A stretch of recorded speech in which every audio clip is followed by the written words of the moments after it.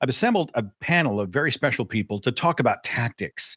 How do we change minds, right? Is it enough to be right? I don't think so. I think we want to go out and be effective. We want to go out and change minds, change the culture, change the world. Well, how do we do that?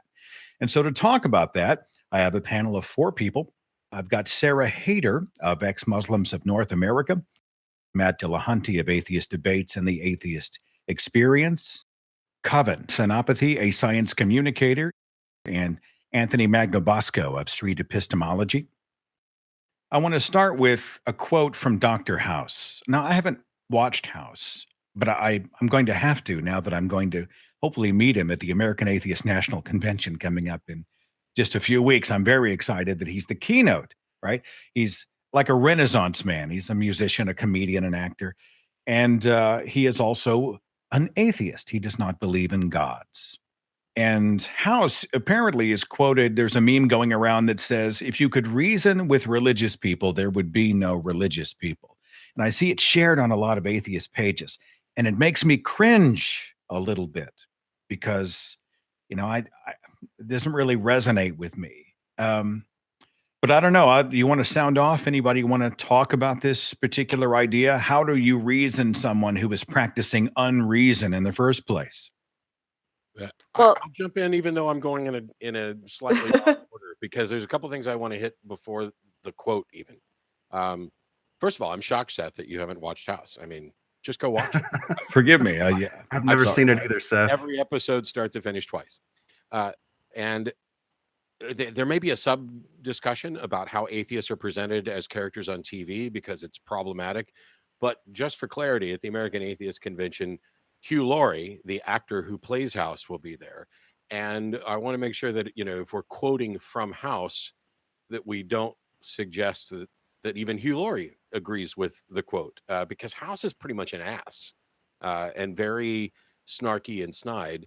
And Hugh may think that that's a great quote, or he may be as opposed to it as I am, because I've always cringed and despised that quote, because it's very much the same thing as you can't reason someone out of something they weren't reasoned into, except that they were reasoned into it. Every belief that you have is the result of reasoning. It's just maybe the result of really bad reasoning, like arguments from authority, the indoctrination process. I don't know how to change anyone's mind about anything without using reason. Even if you just said, well, you could beat them until they change their mind. I'm not convinced you've changed their mind. It's like holding a gun to somebody's head and saying, tell me you love Jesus or I'm going to shoot you. Okay, I'm going to say I love Jesus, but you didn't change my mind. I don't know how to do it without reason. Well, I mean, did I come to that position automatically from a reasoning, or can it be just an assumption or, something else at play? Did I automatically reason my way into a bad idea? I don't think so. I would say no. Yeah. Again, I guess I would disagree with Matt there. I do think that sometimes it has to do with bad reasoning, but sometimes it doesn't have to do with reasoning at all, especially if it comes early enough. There's a lot of things I've never reasoned myself into. I mean, I believe in gravity, as a force, and I've believed in it that there's a thing called gravity, and when it worked in a specific way. I didn't know anything about it. And if you had asked me when I was 7, what is this and how does it work, I wouldn't have been able to tell you anything, because there was no reason there. I think there's a lot that we absorb from the world around us without knowing that we're absorbing it, and we assume it's reasonable, and we assume everything that we pull in and we believe is moral. But I think that is an assumption more often than not. And sometimes good, effective, ways of changing people's mind can be just pointing out that, hey, you really did pick it up without really maybe thinking about it all the way through. And, here's some problems that may have gone along that way. I see Matt's leaning forward toward the microphone. Well, I think she just described bad reasoning. This is when I say that there's no position you come to without reasoning. It may be, a quick intuitive leap, but everything that you believe is the result of becoming convinced, and you can become convinced for good reasons or bad reasons. When you say, oh, I believed in gravity. Well, you actually had good reasons. The fact that you didn't consciously go through and construct a syllogistic argument doesn't mean that you weren't still reasoning. I don't want to, okay, you can say, hey, I kind of intuited this or I absorbed it from around me. but there's still a reasoning process. Your brain goes through some heuristic model where it says, I'm convinced of this or I'm not. Kevin, did you want to jump in here? I think there's this assumption that we have whether or not the reasoning was explicit or not, that we as humans have positions on everything. And there are an infinite number of things to have positions on, right? So we don't reach our conclusions by reasons all the time. I mean, yes, reason, depending on how you define it, but there are totally values. I mean, we can talk semantics, but yes, there are value systems by which people arrive at certain conclusions. They're not every single topic, and I'm saying this as someone who argues and favors vaccines, GMOs, et cetera, with reason, but still, there are value systems and other kind of not explicit ways to think about things that cause us to arrive at certain worldviews or conclusions. And I think probably, as Anthony might tell you, like, as much as you reason with someone, people are just like, nope, I just feel this way. I mean, just getting down to like the basics of how humans work. Sometimes you just feel a way. And I don't think that any of us have been immune to that. And I'm sure if we reach down into the depths of who we are, we each maybe have one pet belief that might not be we might not be able to be reasoned out of. Anthony Magnabosco, what are your thoughts, my friend? Man, I've had more than 1,000 conversations with people, and one thing, the biggest takeaway I'd say is that most people really don't think about their beliefs. Kind of what I think Sarah was getting at the start. They very rarely slow down to say, how did that belief get in my brain? And just the act of asking a person, why do you think that? How did you conclude that it's true? Can in itself be the start of an exploration of figuring out how that belief got in there, and do I have good reasons for it? So just the fact that you might be asking somebody a question to justify a belief that they've held for the longest time could actually start them on a journey of possibly abandoning a belief if they don't have a good reason for it. So I guess you haven't even reasoned them out of their belief with your work. It's just you work them through whether or not they reasoned into it in the first place. I like to look at it as giving a person the tools to investigate their belief on their own. I don't want to reason anyone out of anything. I want them to reflect on I want to create an environment where they're reflecting on their belief, but I want them to want that themselves. You know, I would love it if people believe true things. And if they want to believe true things, they might learn the tools in order to question their beliefs and then decide, do I need to keep this belief? Do I need to find better reasons to hold the belief? Or do I maintain the belief?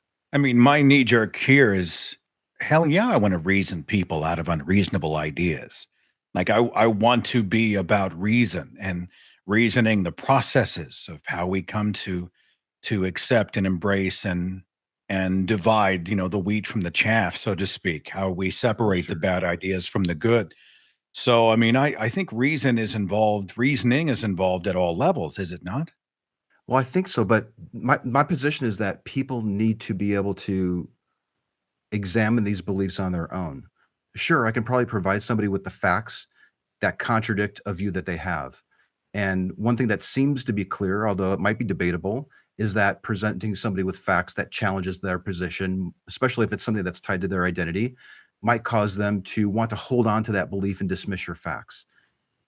So I love this approach of the street epistemology or the Socratic approach of asking a person a question for them to discover that, oh man, maybe I didn't reason myself into this belief. Maybe I used a bad process, a bad methodology for coming to this conclusion. Well, without rehashing and worrying about the semantics of, is everybody reasoned in everything? I don't know how anybody can have a position that isn't the result of thinking, good thinking or bad thinking, and that's reasoning. But the issue here with the quote is that you can't reason somebody out of, or the actual quote from the episode of House is that if you could reason with religious people, there would be no religious people. I don't know how else to change someone's mind other than to engage in this process of reasoning. And more importantly, the quote is fundamentally false. If you couldn't reason with religious people, I would still be religious today, as would the thousands of people who've changed their mind as a result of debates and shows and, all these other things. It is a cynical statement. It is not a reasonable, skeptical statement. It is, in some sense, it is more divisive than almost anything that I've heard, which is, oh, there's those of us who, we can be reasoned with, but religious people can't. And it may be the case that there are some religious people who will ever be immune to good arguments and evidence, but that you can't say that for all religious people. I mean, that's just obviously false. If we go we're talking just about definitions, and if me as a child thinking my mother knows best and my mother believes in God, so I believe in God, if that's a form of reasoning, if that's how we're defining it, sure, that's reasoning, and that's potentially bad reasoning. Not necessarily. It's right in a lot of ways, right? I mean, and your mother is right about a lot of things. So I don't know if that's necessarily bad reasoning in that context. But to go back to what other people were saying about, I think, Kavin, you were talking about that. Some people just can't be reasoned out of certain things. And when you talk to them about it, they'll say, well, they just feel something to be true. And that's the end of that. I do think it's important to look at a person's motivations. I think there are many, religious people in particular who will tell you, well, my motivations are to be reasonable, and actually I think I'm being very logical here. And in that scenario, then walking them through, the logical contradictions or what may or may not be true is a good idea and is a good way to approach it. But I do think it's important when we're looking at, whether someone can be convinced in a particular way to see why they are motivated to believe what they are motivated to believe. And there are some people who find some emotional benefit out of something, and that's what they're getting out of it, and that's their primary motivator. And in that scenario, you will have to target that emotional benefit and talk about that and what they're getting and why they believe that they're getting something like that out of it.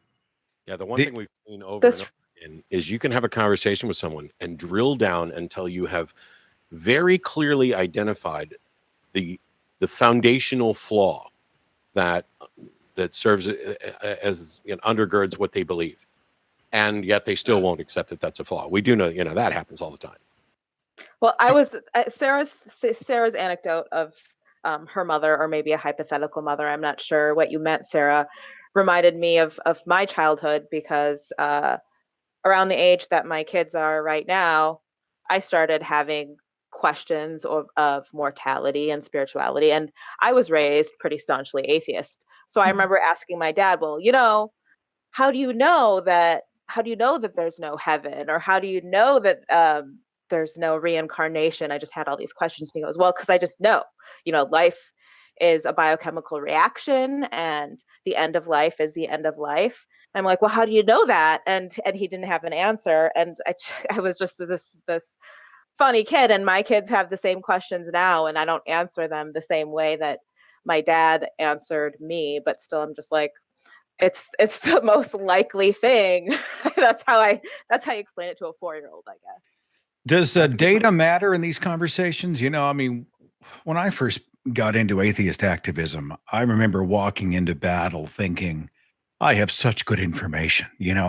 I brought with me all these great minds, the books and the resources and the TED Talks and the YouTube links and the lectures and the wonderful educational resources, thinking once my religious family and friends see this, they'll overwhelmingly, drop all the superstitious nonsense, and they will embrace better ideas. Of course, that's how naive I was. Nothing of the kind remotely happened. Like, they just doubled down. The walls went up, the arms went out, and I remember walking away thinking, if they're not listening to information, what's the way in? Or maybe that's not even the right question to ask. Anyone want to speak to that? I'd like to speak to that, actually. I think the venue is a huge factor here. Like, for example, Seth, I'm somewhat familiar with your story. I think you started stumbling across videos and watching them, and they were probably giving those counter-apologetic arguments in those videos that helped you reflect on your belief. But in a sort of a one-on-one situation, or having a conversation with a family member, that just might not be the best approach. So I think you have to consider who am I dealing with here? Am I having a one-on-one conversation? Am I in a debate? Am I observing a video? These are all factors that I think we have to keep in mind when deciding, do I need to present counter apologetics, or would it be more beneficial to ask some gentle questions to challenge the foundation of a person's belief? Peter Boghossian, who wrote a manual for creating atheists, he and I were speaking, and he was talking about how people change their minds from a position of safety, meaning if they feel attacked, they're much less inclined to make that change. And so if I'm watching Christopher Hitchens, who's just destroying religion, but I'm watching without him coming after me personally, it's more of a forensic examination of the argument. But if, Christopher Hitchens and I were having coffee and he said all those things, I might feel personally attacked. That's the big disconnect that I think most atheists fall for. They watch these great debates, these great arguments between atheists and believers, for example, and they think that's the approach I'm going to use with my mom on the next Thanksgiving. Probably not the best approach. However, if you do use that with your mom, you might have siblings watching that might be convinced by observing the exchange if they're not the target of your aggressive approach. So again, I think venue is important. You also have to assess your goals. What am I trying to accomplish here? Do I want to defend atheism? If so, I think the counter apologetic approach is great. Like I've become so much better at defending my atheism after watching years of Mr. Dillahunty here on the Atheist Experience and others presenting the counter apologetics. That's been great. But I would definitely rethink my approach if I was going to sit down with my mom, for example.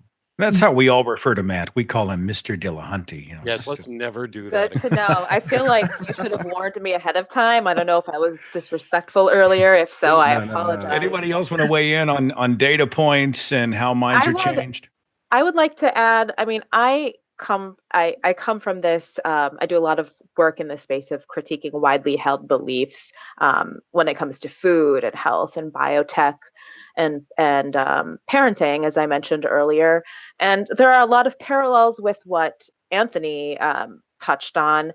It kind of depends on the venue and your goals. So if you're arguing with kind of the leader of any given movement, whether it's an anti-GMO movement or an extremist religious movement or an anti-vaccine movement, your goal isn't always to sway the person that you're arguing with, right? Your goal is to reach the people sitting there quietly kind of watching who may be on the fence. So it's just fascinating to me. Although I am an atheist or an agnostic, I don't often talk about these issues, but the communication and the kind of just tactics are so similar. It's one of the things that's been, I've hosted the show for 14 years and we've seen a lot. I'm not usually trying to change the mind of the person I'm talking to. That's not completely true. I'm presenting the best case for my position and the best rebuttals that I can come up with against their position. And I'm presenting what I think should, if people were, being fair and reasonable, should change their mind, the person I'm talking to. But I don't see that as a primary goal. I want to have an audience because I know from countless people who've emailed that someone will be sitting there watching the show. And the person I'm speaking to, my interlocutor, will have a position that's identical to theirs. And they will present the argument that the person sitting at home would have presented. And the person sitting at home doesn't suffer the embarrassment of being exposed. We know that once somebody's made a public profession of a belief, they're less likely to change their mind. So the audience is sitting in this safe zone going, wow, now I can actually think about this. And maybe that person in the audience is likely to change their mind just so they don't have to go through the embarrassment of presenting, an awful argument. Somebody presented an awful argument against flat earthers today on Facebook, and I ripped it to shreds. I feel bad because the argument was so bad, it looked like flat earthers made it just so they could rebut it. But the people are so generally ignorant about science that it was like, oh, here's another anti-flat earther argument. I'm just going to spew it out on Facebook when it was garbage. And so I think if you have this goal of caring about the truth, which is something that I frequently have to ask people, okay, do you actually care what's true? Because if you don't, there's not much point in us having a conversation. But if you do, then we should be able to get to a point where we both have expressed how we would go about discovering the truth in this situation. And at least one of us is wrong if we disagree. Perhaps we're both wrong. I know Matt's done a whole lot of debate. Mr. Dillahunty has done a whole lot of debating. Sarah Haider, did I see that a video of you? Were you in a debate against a religious person, or was I taking that out of context? Maybe it was a speech. Yeah, I haven't yet done a public debate yet, so it probably wasn't me. And I think part of it has been because of what other people have said, which is that I don't know about convincing other people right then and there, but perhaps the real value of debates is just the people that are watching. I think sometimes speeches can do a good job too. What's your angle, Sarah, when you speak to people one-on-one? I mean, how do you jump into that? Do you assess them first and then decide what tack to take? What's your... Well, it's interesting because I agree with what Matt was saying with approaching them, and that, okay, well, I guess here's how I would differentiate, because I think what Matt said was, if you are a reasonable person, then you would think this, and then you would want to approach it in this way. I go ahead and make that assumption. I say, hey, we're both reasonable people here.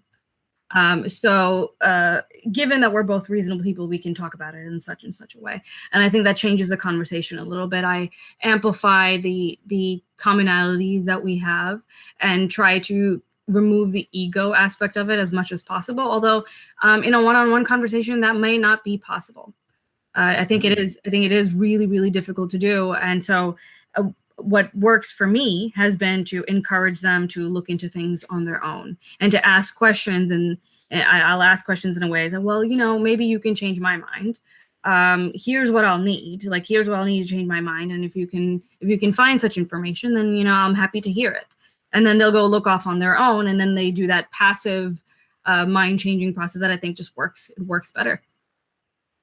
I hear a lot from people in the atheist movement, or movements in atheist circles. Well, we need our firebrands and we need our diplomats. And I'm not really sure where the lines are drawn. What exactly is a firebrand or a diplomat? But, we need the asshole, and then we need the counselor friend over here, and then everybody in the middle, everybody who runs the spectrum. Does anybody want to speak about firebrands, diplomats, the concepts being thrown out about, we need the edgy people to push the buttons and stir the pot. And we also need those who can go and sort of heal and hold and sort of handhold everybody to better ideas. I can speak to that a little bit. So, yeah, I think these terms are a little murky, and every time it comes up in a conversation, it tends to get murkier. The current definition that I prefer at this point is what Silverman has come up with, that if you give a shit, if you care, and you want to speak up, whether you use a soft approach or you are very aggressive, you are being a firebrand.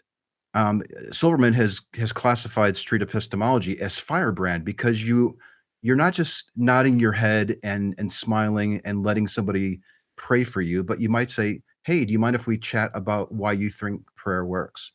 And I think that might be that's the kind of definition that I prefer, is that if you're a firebrand, you're willing to do something, you're willing to speak up. Whether you go 10 miles an hour or 100 miles an hour, that's fine. But I think that would probably be classified as firebrand in my mind. When I hear firebrand, buddy, I think about, AA putting up atheist billboards that say, it's a myth, on Christmas Day in Times Square, right? I don't think about the guy who's using Socratic questions and encouraging people to think for themselves. I don't know that I see street epistemology as firebrand. I don't know. Anybody else?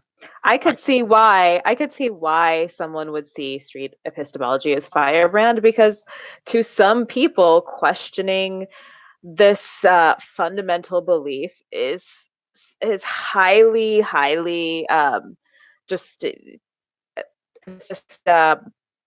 inflammatory. So yes, you see the firebrand term. What I believe. I mean, really, and when back to your question of this idea of, do we need the Firebrand and do we need this other character and that other character? I'm again reminded of some of these movements that I deal in regularly. For example, the pro-GMO movement. People ask, do we need this guy making this big deal about how if you're anti-GMO, you're killing people? And then do we need this other guy who's more soft-spoken and just wants to educate people about biotechnology?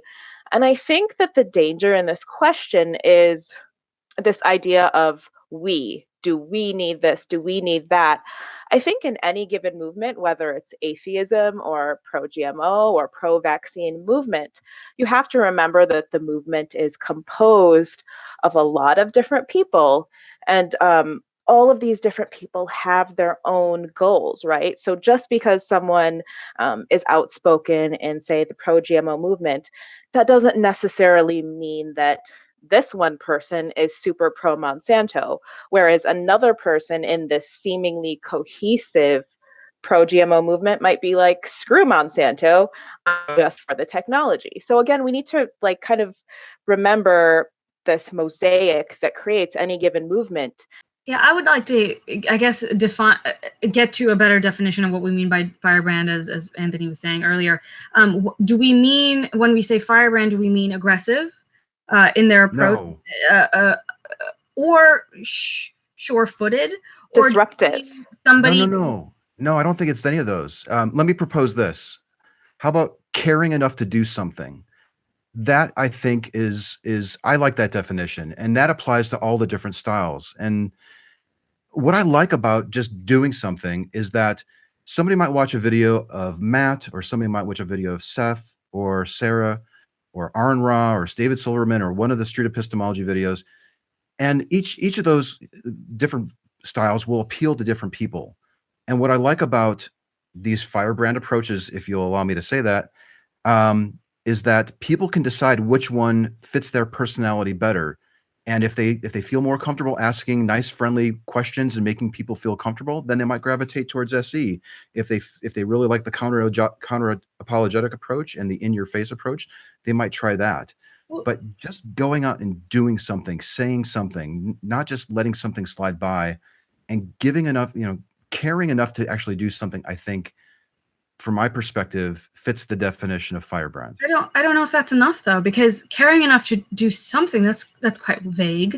If I care enough to start a blog, versus I care enough to quit my job and dedicate my whole life to atheist activism, versus I care enough to go to jail over something. I mean, those are all, you're caring enough to do something, but what is that? Okay, strong firebrand, weak firebrand. No, I don't know. I don't want to get lost in the quicksand of. I think those are semantics, right? Important ones, no? Because if you, it depends on what that something is and how far one is really willing to go. But I wouldn't call that a firebrand in any case. I think that's an interesting word. I don't know if I have a definition for that. So Matt Dillahunty, come on, tell me what you think. I don't care. I think Kavin made a great point. Kavin made a great point that I've talked about before when I gave a talk on the myth of the atheist community or an atheist community. There's a broad spectrum of personalities and approaches in there. You can put up clips of me where I'm a firebrand under almost anybody's definition, and you can put up clips of me where I'm a diplomat under almost anybody's definition.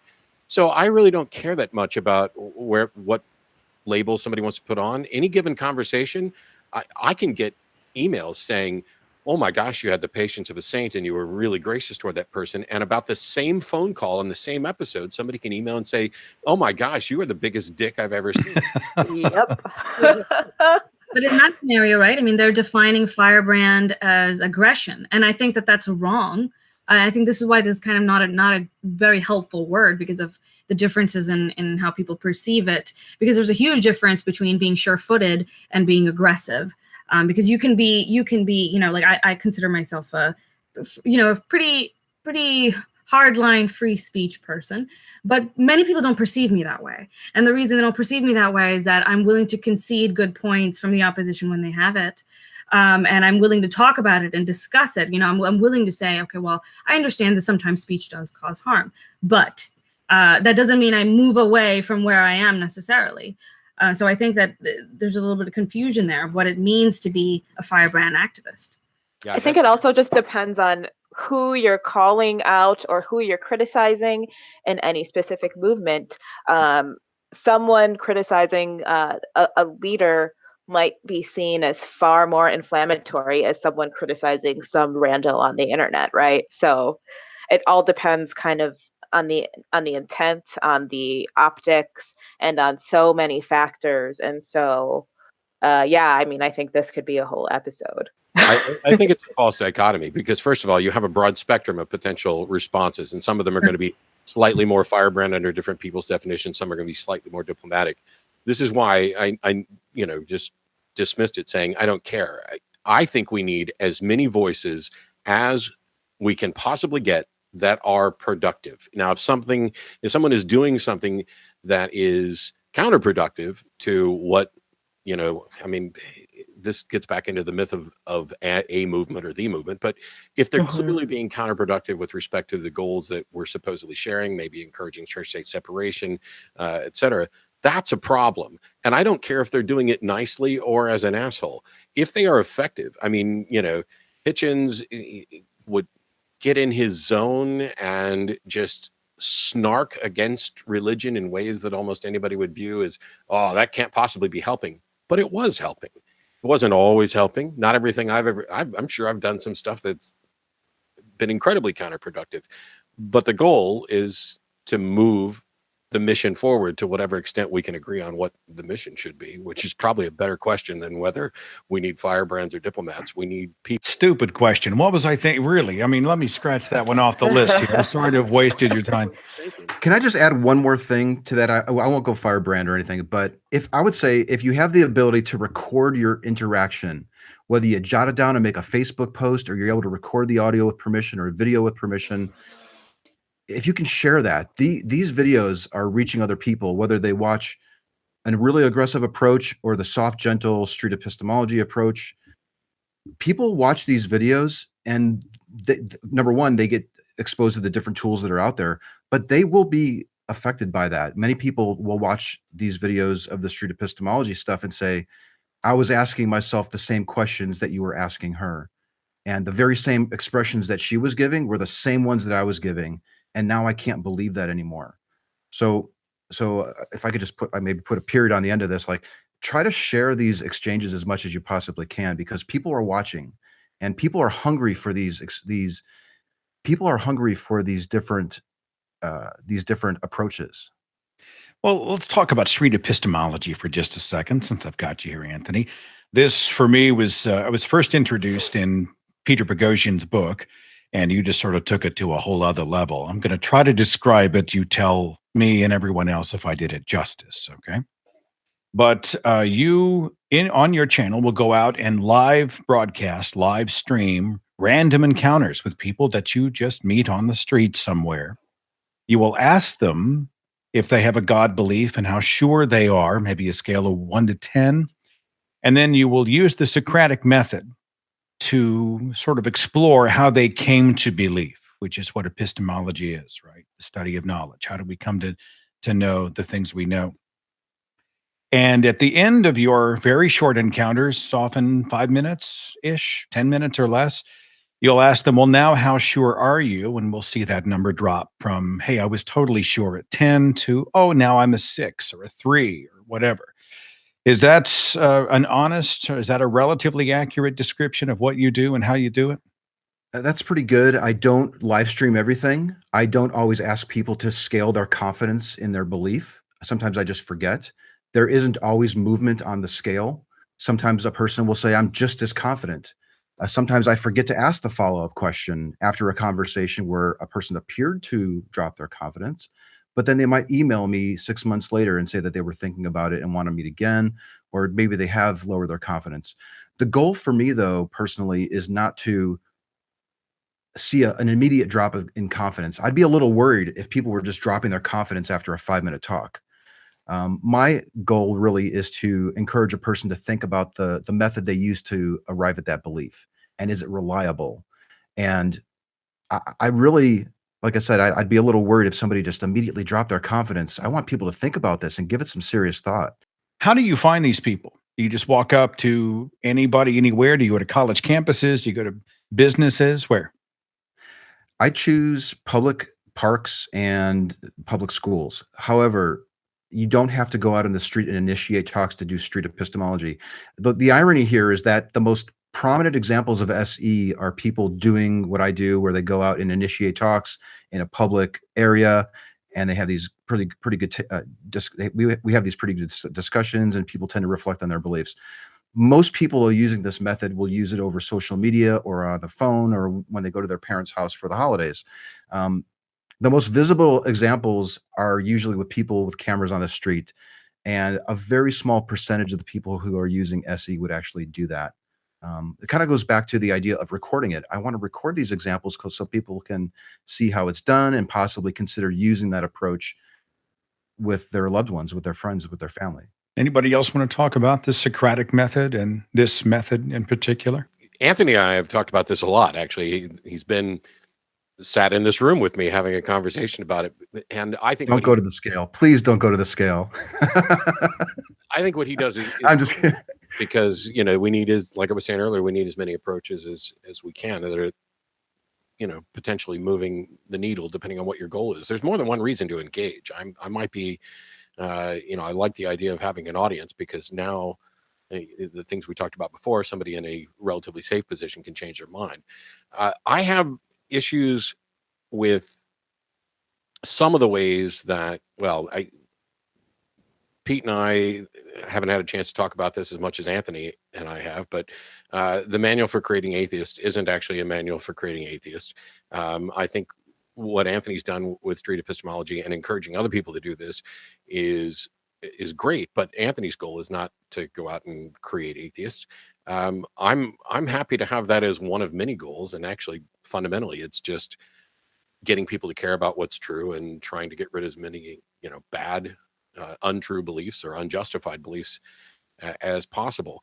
I have some concerns about the, you know, the confidence level stuff, because at the end of a conversation, have you actually lowered someone's confidence level, or have you changed what they're willing to report as their confidence level?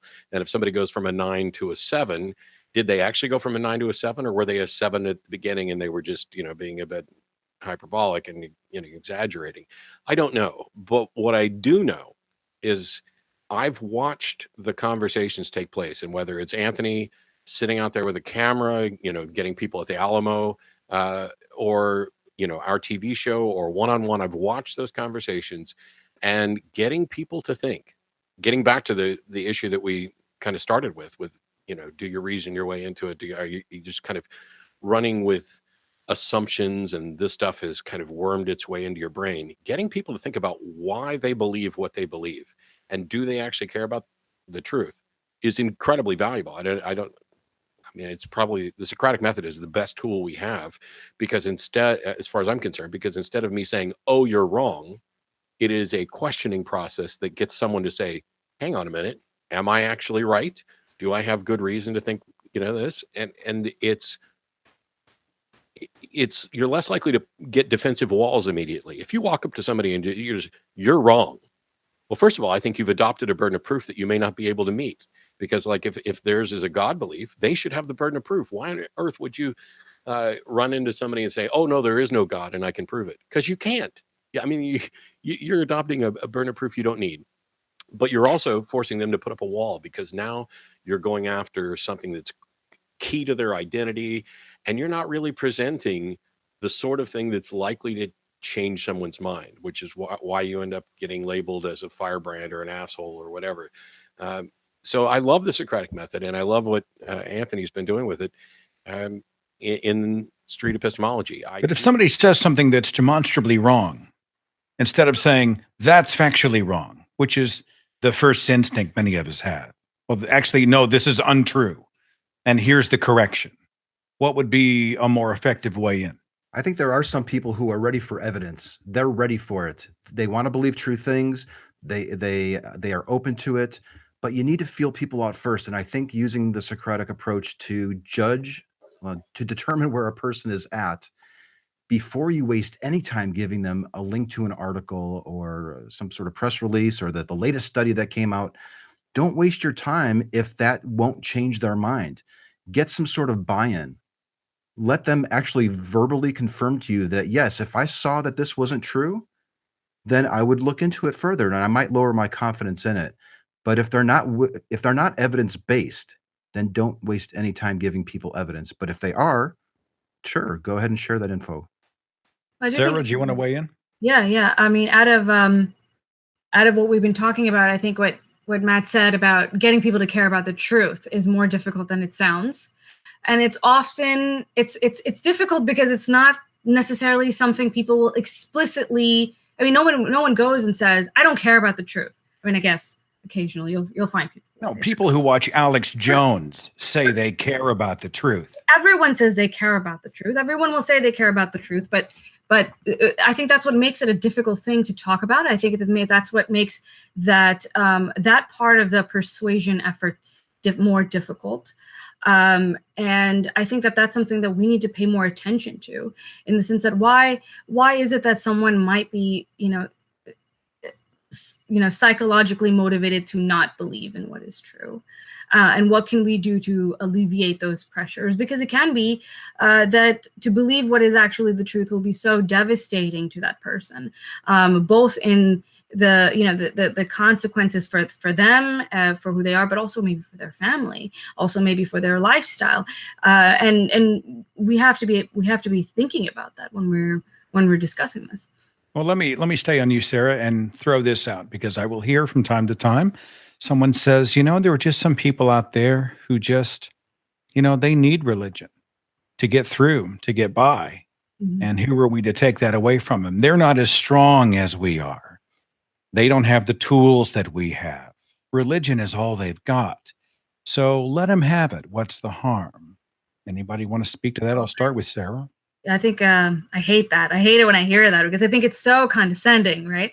It is true, piggybacking on what I was just talking about, that it is true that for some people, leaving religion will have costs that others cannot imagine. But that doesn't mean that it isn't, in the end, something worth pursuing anyway. And it's our job as activists to show them why that is, and to help them understand why, despite the difficulty of the process, it's worth getting there in the end.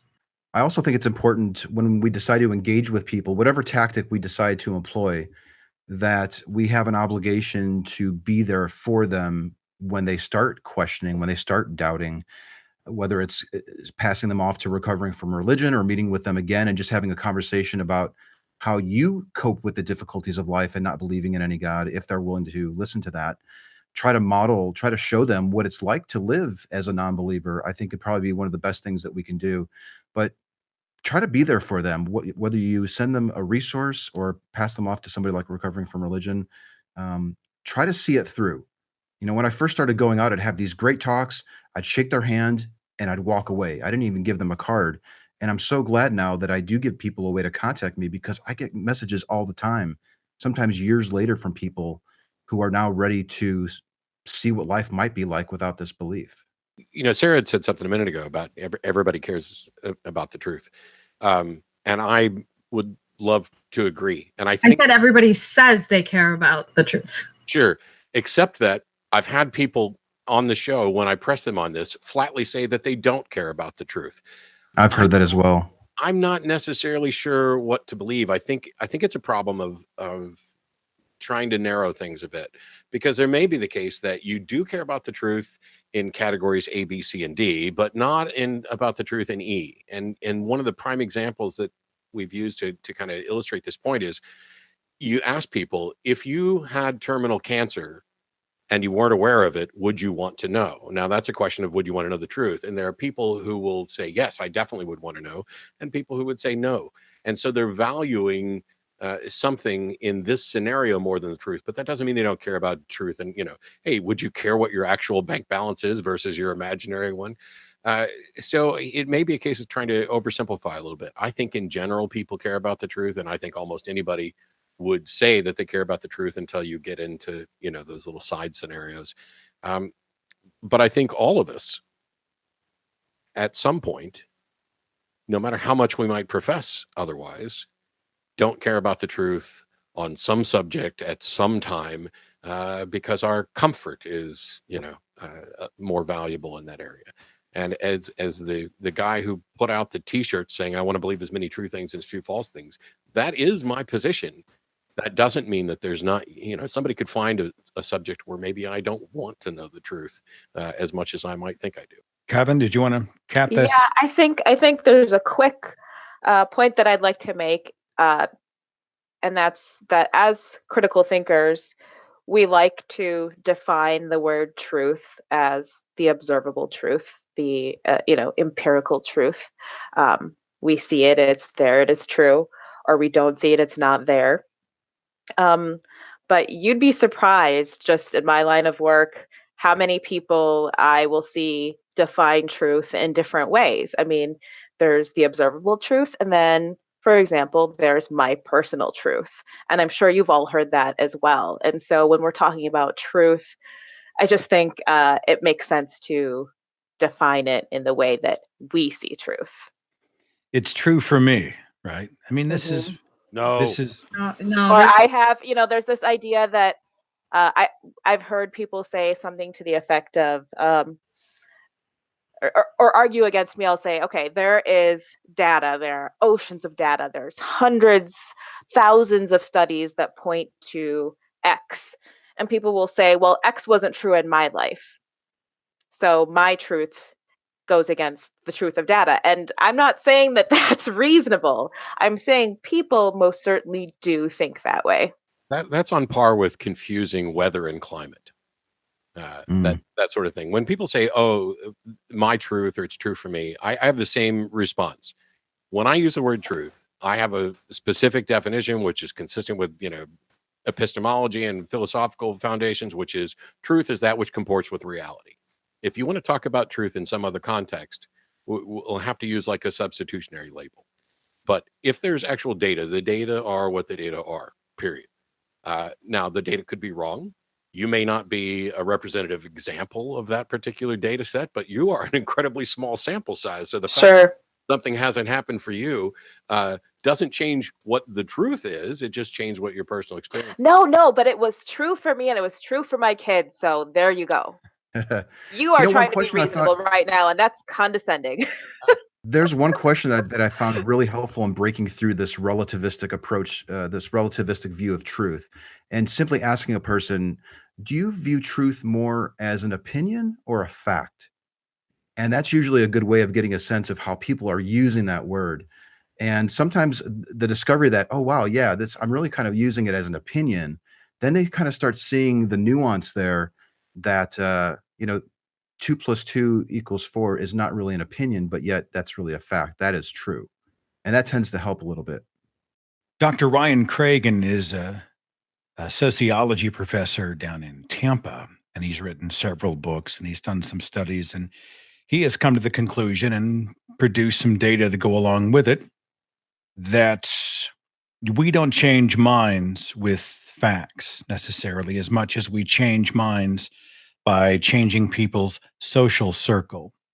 So, befriending people, being real around them, developing relationships, just being a human being that first before we become these sort of, ambassadors of the evidence of, a superstition-free life of atheism with a capital A, just being real and being likable and being a three-dimensional human is much more effective in changing minds. Anybody want to speak to the relationship factor? I could speak to that with the context of this recent movie that I'm a part of, a documentary movie called The Science Moms. And it's not just a shameless plug for this movie, but to speak to the point that whether or not there's a good reason for it, people listen to people that they trust. And parents, mothers especially, do not give birth to a PhD when they have a child. But somehow there's this notion that if you have a child, if you have offspring, that you somehow have some sense of credibility, right? And so the trust is so fundamental here that really, whether or not you're a scientist, if you're a mom, especially if you're a celebrity, people listen to you. And so before we even get to these discussions, for better or worse, it really does make sense to form relationships, to find out the common values that you share. And this, I wouldn't necessarily call this a way of promoting rational thinking, but yet, if you really want to change minds, then you want to change minds in whatever way you can. Matt, how is it I usually hear you say it? We'll be at a convention and you'll say, you have an order and atheism comes in at number 3 on the list. What is that? I'm a humanist, I'm a skeptic, and I'm an atheist. And the atheist one is the least important to me, because if the proper application of skepticism were to demonstrate that there was a good reason to believe a God, I would stop being an atheist and would be a theist. But I see no justification by which I could stop being a skeptic. And the same thing kind of holds true to humanist. And flatly, I said, using colorful language on some occasions and not on others, but if there's a God and he's not a humanist, screw him. I don't really care. He needs to would need to demonstrate that his particular values were somehow better than humanistic values, and that his methods for discerning right and wrong and correct behavior, etc., were better than humanism. So it's not just merely, oh, now there's a God, I'm going to dump my humanism. I can't. This is the best method that I know for us to share space, interact, and try to create a better world. So, do you want to speak to the sort of the likability factor, the relationship factor of, changing the social circle question? Well, I'm not quite sure I understand exactly. Well, here's a great example is that I have some dear friends that we played tennis with, and I had known them and we'd played tennis, and we only saw each other really on the tennis court and became buddies. And they saw me as a guy that was fun and we liked to play tennis and we laugh, we'd go out for dinner afterwards. And it was only after we developed a personal relationship that they found out that I, hosted the Thinking Atheist radio podcast and website. And of course, you could see them blanch a little bit because they're both religious. Had they known I was an atheist at the beginning before we developed a relationship, there's a good chance that I would have gotten no traction with them. But since they'd already seen me as a flesh and blood human being that they liked, it was a whole lot harder to put me in a box. Yeah, it's getting rarer for me to meet somebody who doesn't have any familiarity with what I do, just because it occupies so much of my life that I tend to only meet people through that. But I have friends that I couldn't tell you at all what they believe about, gods or science or anything. I mean, we just don't interact on that level. We might be friends in the magic community or friends in a gaming community, and we just interact on that level and never go beyond it. But for the people who have gotten to know me without knowing the atheist, the skeptic, the humanist part of it, I think it's certainly changed how we interacted, because people who, let's say, have been fed information about who atheists are, what the secular community is about, and they've been fed misinformation, all that baggage is there in their head. And if the first thing out of your mouth is, "Hi, I'm Matt, I'm an atheist," all you're doing is flipping the switch for all that baggage to come on. That doesn't mean that I'm advocating for hiding it at all. Anybody asks me what I believe, I'm happy to let them know. On the other hand, there are people in my neighborhood. They don't know who I am. They don't know what I believe, but they know me as a decent neighbor who's going to participate in this, or who keeps his yard nice, or whatever the case may be. As soon as you get to know somebody and you're friends with them, and then you find out that they're in a category that you would consider suspect.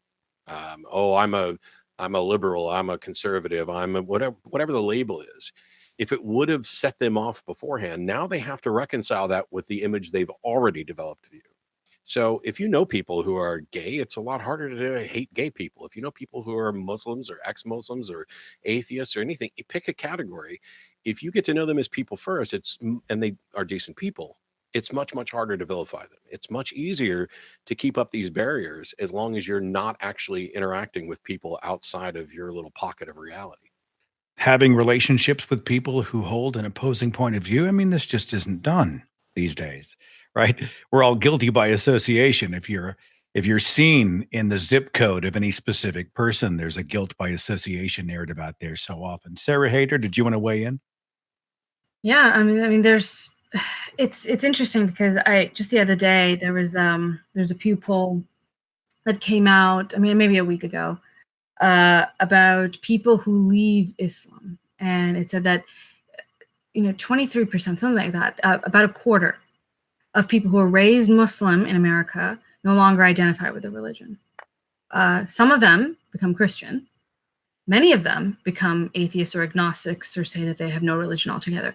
I found this number to be crazy high, right? I mean, I work with ex-Muslims, so I know that there are more of us than people know, but I didn't know that it was a quarter of all the people that were raised Muslim. That seemed unbelievable to me. But when you think about the social environment that people who are raised Muslim grow up in, and the way that they are, the way that they form relationships, and the way that they're encouraged to not leave their little bubble.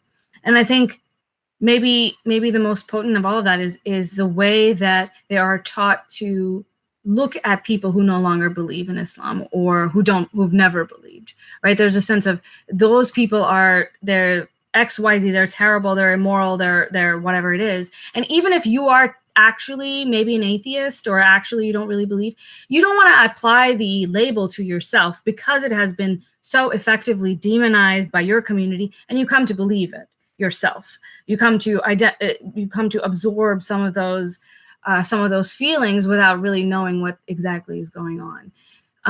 So I think it's really interesting to consider the different ways that our social environments affect the way that we treat other people. I will say that I think atheists are not immune to this kind of thinking, and I've seen this very often in atheist communities, not necessarily in the ways that we're willing to relate and to be friends with people who are non-theists, but in the ways that we communicate with and the ways that we judge people who might have different political affiliations than us. And I've seen this time and time again, and I find it to be so destructive. So, dogma comes in many forms, and social bubbles come in many forms too. That's what I really like about your approach, Anthony, is that, you have a way about you that is endearing, it's non-threatening. You just seem like you care. And I know that other people see that in motion. You have a way of approaching people without putting them on the defensive. And that's not something I see, enough of.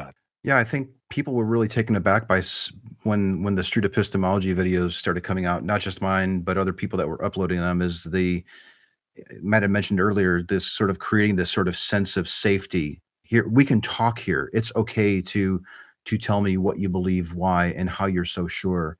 And if you can create an environment where somebody feels comfortable disclosing their methodology and possibly disclosing the doubts that they have, I think that could be really beneficial in helping a person truly reflect on their belief. And sort of just to pivot just quickly back to the social circle idea, that this is the one area where I think atheists don't give enough thought to.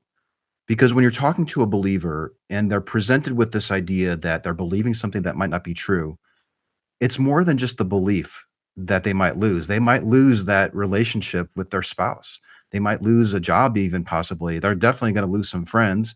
And it could be really hard. They will start asking, what else will I lose if I discard this belief? So yeah, these are really challenging things that people who hold these beliefs have to go through. And I think if you can approach it very friendly from the start and try to approach it as a partnership to work with them through this, how can we get through it? And let me show you, I don't believe in any gods, and I'm able to cope through these things. Or maybe somebody who doesn't believe, which I think goes to, we should try to be out if we can, because that just normalizes it. And it shows that, hey, that guy down the street really isn't such a bad guy.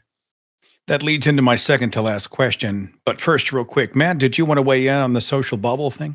Yeah. So I've been complaining a lot about how it seems everybody, even right down to the the way Facebook works and constantly puts you in touch with the people who agree with you, so you end up seeing less and less, and MSNBC may be as bad as Fox News and all this other stuff. But I wanted to point out that I'm happy to block people. I block people on Facebook, I block people on Twitter, and there are people who look at that and say, oh, you're just trying to create an insular bubble. And that may be the case sometimes for some people, but for me, it's more a matter of how I need to manage my time. I will engage with, I have friends who disagree with me on all kinds of things, and I am out publicly debating anything and everything, ethical veganism and whatever, pick something. I love to have those engagements, but my Facebook page, I don't want to be barraged by everybody who wants to take a shot at me, or I need to debate Matt on subject X. And so when it becomes clear that there's somebody who isn't interested in an actual productive conversation, I have no problem at all blocking them on Facebook. And yet that exact same person, I would happily sit down and have a conversation with somewhere else when it's appropriate. So I'm not creating an insular bubble for the sake of avoiding those things. I'm doing it so that I can focus on what I need to focus on at the right times. You guys have been very generous with your time. Let me toss this out, which ties into what Anthony had just said. We're often asking people not just to reevaluate and leave a bad idea, religion, but in doing so, they're going to leave their social structure, the church service where everybody knows their name and their kids go to have activities and vacation Bible school and Tuesday night Bible study and fellowships, and everybody they know is a believer. They risk losing so much. We frame many times losing our faith, and I've been guilty of doing this.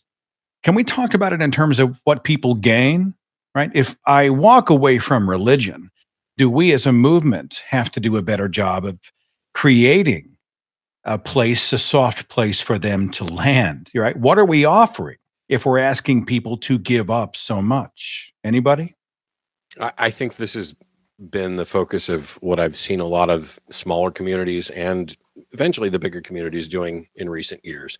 We are getting better. We are definitely behind the curve with regard to creating landing places. It kind of came to my mind that there were teenagers who were kicked out of their house, and we had to help them find a new place to live because they no longer believed, and their parents couldn't cope with that. So you just don't get to live here anymore.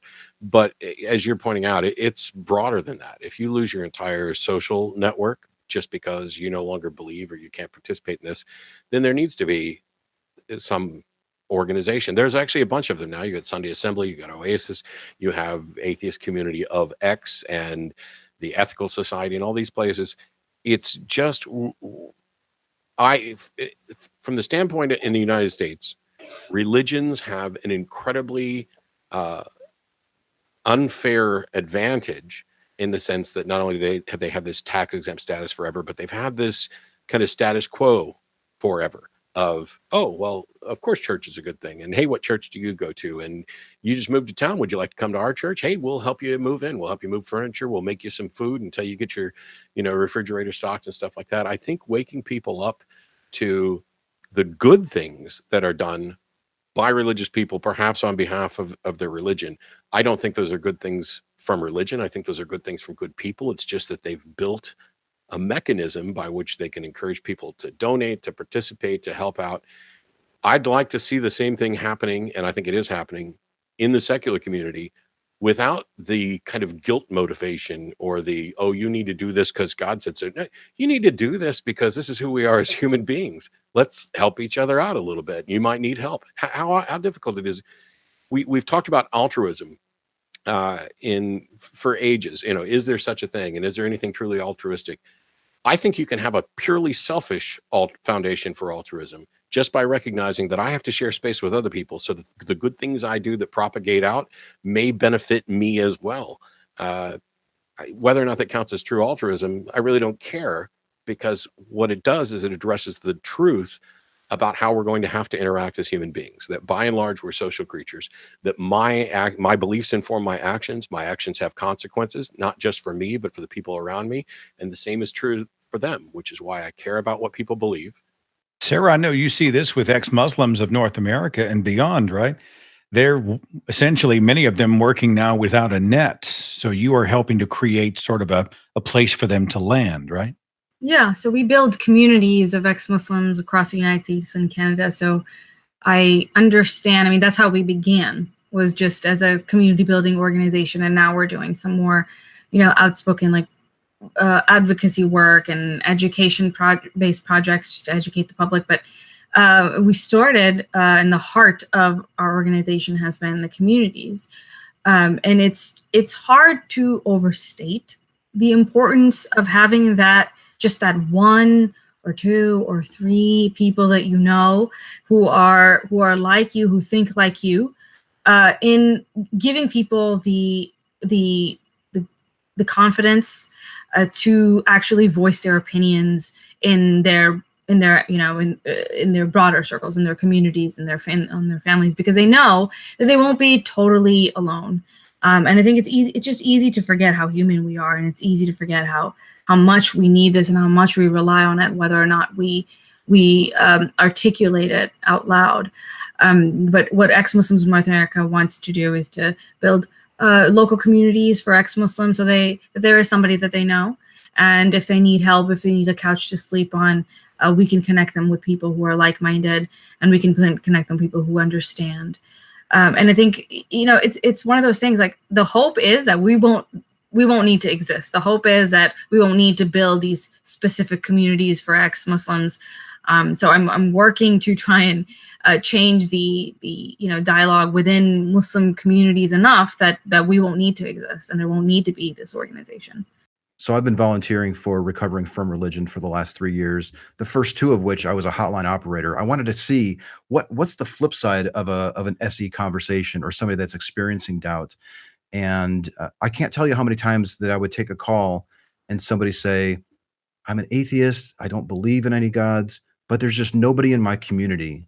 And then we do a quick search and find out that there's a group that meets every Tuesday just down the street from where they live. So regarding this whole idea of what do I do when I don't believe this anymore? Where do I go?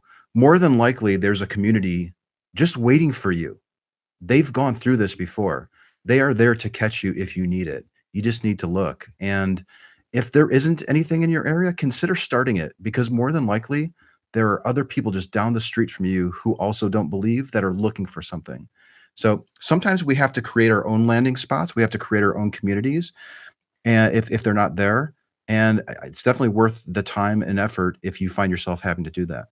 I'd say that to students who say, I'm looking for a secular student alliance in my high school or university. And if one doesn't exist, I'm like, start one, right? Because they've got kits available. You can be the first, so that the next person who is asking might be able to find you. Kavin, did you want to weigh in real fast?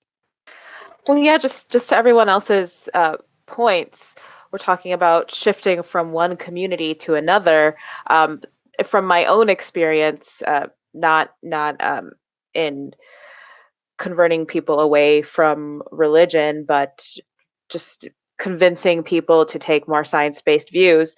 There's this one extreme that's absolutely real and horrifying, of people getting kicked out of their house for coming out as atheists, and that's awful, and there should absolutely be couches and open-minded people for them. And then there's the other, maybe seemingly less daunting concern of, say, being kicked out of a local crunchy group if you live in a certain part of California, right? And that can seem as daunting to a certain type of person. And so the reality is, I've stood there with open arms, or people like me have stood there with open arms trying to convince people to come to the other side. The water's fine. But you can stand there for 2 years, and it's on the 2 years and 1 month mark that the person can finally come over. So I think it's also just about being accessible, and being accessible no matter how long it takes and how much work it takes. If I may, I don't want to have a show about tactics without trying to give some resources and tools and sort of an exclamation point to those who are wanting to do this better. They want to have conversations and be more effective. They do want to help change minds, even their own, when they're wrong. So can each of you just kind of weigh in real fast? I mean, how do we How do we change minds? How do we change the world? Forgive the broad question, but what resources do you like? What tactics do you find most effective? What do you think? I'll start with you, Sarah Haider. What's your perspective? I do see one this one behavior that's becoming more common, it seems like, which is not just cutting people off whatever, say, let's say I have whatever calculation for when a person is somebody I don't want to talk to, and then I choose to cut them off. But there's something that people do where they also cut off other people who don't share their line exactly as they see it. So they say, well, I would have stopped talking to this person at this point, but you have not. And because you have not stopped talking to this person, you are no longer welcome in my community. You are not welcome in my social circle. And I think this is so incredibly toxic. And I see this everywhere. I see this on the right. I see this on the left. And I see this as something that is just making polarization, political polarization specifically, but ideological polarization in general, worse. And it's becoming a bigger problem because of it. So if there's one thing that I can point to as what not to do, is it's not necessarily to, draw the line yourself wherever you want it, but not to police others on where they should be drawing the line. Interesting too. How are we supposed to go out there and effectively engage minds and engage believers, religious believers, if we can't effectively engage each other? We can't have conversations with those we disagree with who are atheists or liberals or whatever label you want to embrace. Everybody has to be Hitler. Everybody has to be the villain. They have to be the worst of the worst. Yeah, I'd never block Sarah for not blocking somebody that I blocked. That's just unacceptable. Well, I think Matt blocked me because I didn't call him Mr. Dillahunty, but that's another conversation. So. I'll probably get blocked for calling him Mr. Dillahunty. Yes, I will block you if you do that again. One of the funny things is I host the Atheist Experience. My Patreon thing is Atheist Debates, and so the A word is tied to me. And like I talked about earlier, it's number 3 on that list of what's potentially important. But when people ask me for recommendations, what book should I read or what resource should I have? If I have a similar goal to you, the first book I always recommend is Innumeracy by John Allen Paulos, which talks about how bad we are at math and statistics, and it's eye-opening about the sort of assumptions we make and the errors in reasoning we make. It's a really good starter book on how to change the way you think. And, then there's infidels.org and Talk Origins if you want to get into specifics on arguments. But the best thing you can do is be yourself, be out if it's possible, if you're, in a position where you can do that. But talk to people, ask them what they believe and why. And the why is the important part. The what they believe is slightly less important than the why, because if the why is broken, it can potentially affect a whole bunch of whats. So that would be the thing to try and focus on. And if their why is better than your why, then you should change your mind because you're probably wrong. And one thing you say often too, Matt, is that, we need to get over our fear of saying, I don't know. Like, if, instead of feeling like it's a weakness, to be able to just honestly say, you know what, I don't have the answer, but let's go find out. Right. Yeah. And I wish I had more time and more knowledge to focus on public education, because I think one of the greatest disservices we're doing, in addition to not teaching critical thinking early enough, is everybody I've ever met has been sat in a classroom terrified that somebody's going to ask them to come up to the blackboard or ask them a question they don't know. And so we instill a fear of saying, I don't know. And instead we should be applauding somebody who says, I don't know, because not only is it accurate if you are uninformed on a particular topic, but it may be the right answer. Maybe none of us know, or maybe you've asked a question and you say, I don't know the answer.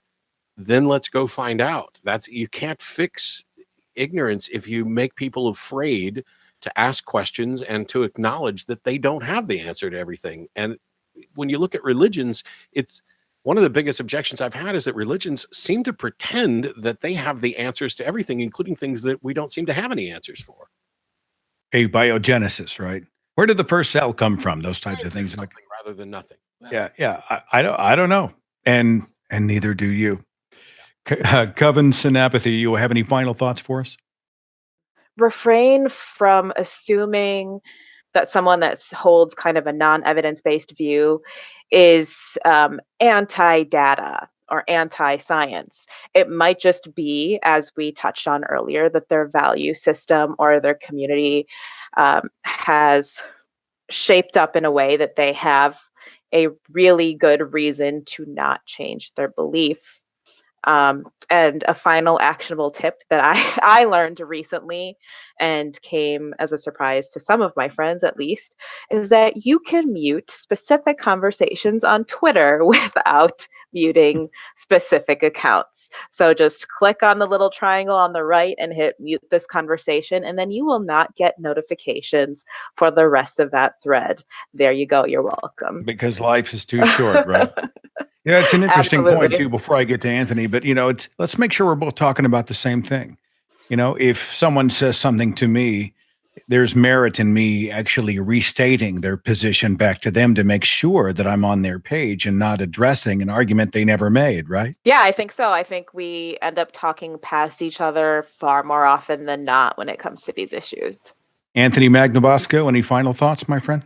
Yeah, I think so. So regarding the actionable tasks, I kind of boiled it down to 3 things here. I just jotted down some notes.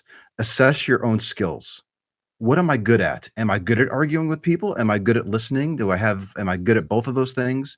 And then also assess your goals. Am I looking to impart doubt? Am I looking to have a cordial conversation with somebody where they might say, I don't know? Am I looking to completely disabuse a person of their belief? And then finally, look at all the different tools that are out there. There are so many different approaches. Find the one that best fits your style and become really, really good at it and just do something. Are we there? Like, how are we approaching this? Are we approaching this necessarily as I'm here to sway others? Because that's not how I approach it. And that's not how I think we should approach it. I think we should view it as okay, we're both going, there's a quest for truth, and I'm a traveler there. I'm trying to get to the truth, whatever it is, because when we look at it as certainly we're here to convince others, we're assuming that we have found the truth. Like our side is correct. And I think that's just it maybe in application that doesn't make much of a difference, that viewpoint shift, but I think it does help center your own perspective on things in a way that's more helpful, because it may turn out to be that we are in the end not correct. I think that's a great way to keep people off the defensive. And I'll say this as well. I think we just want to find out what's true. When people ask me why I'm an atheist or why I reject the idea of gods, I'll often say, I just want to whatever's true, let's do that. And if the idea of God shows up tomorrow, well, I'd want to know that, and let's pursue that, and let's weigh the evidence about that. And if that God is proven, absolutely, I'll go back and change the website, the Thinking Theist, and we'll put a cross in there somewhere. I mean, I don't know, but I mean, to be able to tell people my end zone is not, I want to make everybody an atheist. I think let's all pursue truth. And I honestly think that if we're pursuing the evidence and we're using rationality and reason and skepticism, that we'll end up as non-believers in the supernatural, as hopefully humanists at the end anyway. But I think that does have merit. The atheism isn't my end goal. Let's just live truthful lives, right? I think I agree with that. Atheism is not my end goal either. My end goal is to help people hone, including myself, help us hone the best tools we can to get to the truth. This is what street epistemology has become to me. It's more, how do we figure out the best tools to determine what's true? And yes, I think atheism is a potential result of that journey, but in my view, it's not the goal, at least not for me personally. I want to thank the entire panel for a terrific conversation, for your perspective. We're just sort of chatting here, people who've done a lot of this, talking about their own experiences. I would encourage you to follow each individual channel and website and link and podcast and whatever. I will include all those links in the description box, but it's well worth your time to incorporate their work into your lives. I've learned a lot. I know you will as well, and you'll find yourself really encouraged by what you see and hear. So to all of you, thank you for your time and your perspective. Thanks for having us. Thank you. Thank you. Thank you, Seth.